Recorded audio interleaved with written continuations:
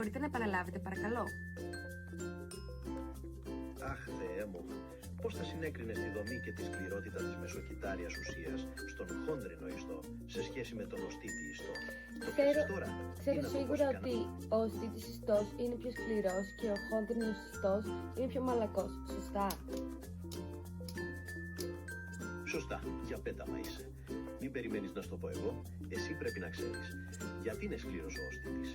Τι έχει μέσα που του δίνει αυτή τη δύναμη? Τι έχει? Τι έχει? Εγώ είμαι εδώ για να μαθαίνω, φαντάζομαι. Αν δεν το ξέρεις, δεν μπορώ να σε βοηθήσω. Για τα κύτταρα των δύο ιστών θα μας πεις τίποτα ή θα συνεχίσουμε να παίζουμε μαντεψιές? Θα μπορούσατε να μου πείτε εσείς για να το μάθω? Θα μπορούσα, αλλά τότε θα έπρεπε να σε στολίσω με βαθμό που δεν θα σου αρέσει. Οπότε, ας προχωρήσουμε. Πώς συνεργάζεται ο σκελετικός μυϊκός ιστός με το νευρικό σύστημα για να πραγματοποιηθεί μια κίνηση που ελέγχουμε συνειδητά? Μην με απογοητεύσεις πάλι. Θέλω να πάω σπίτι μου.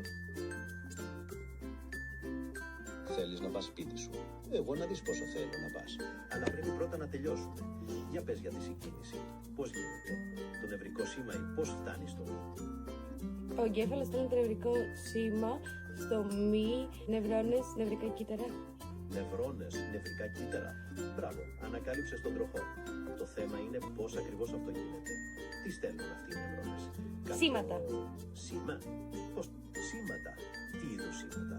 Μην μου πεις απλώς σήματα. Θα σε στείλω αδιάβαστο. Τι είναι ακριβώς αυτά τα σήματα? Μαύρα μήλα. Θέλω να πάω σπίτι μου. Αντίο.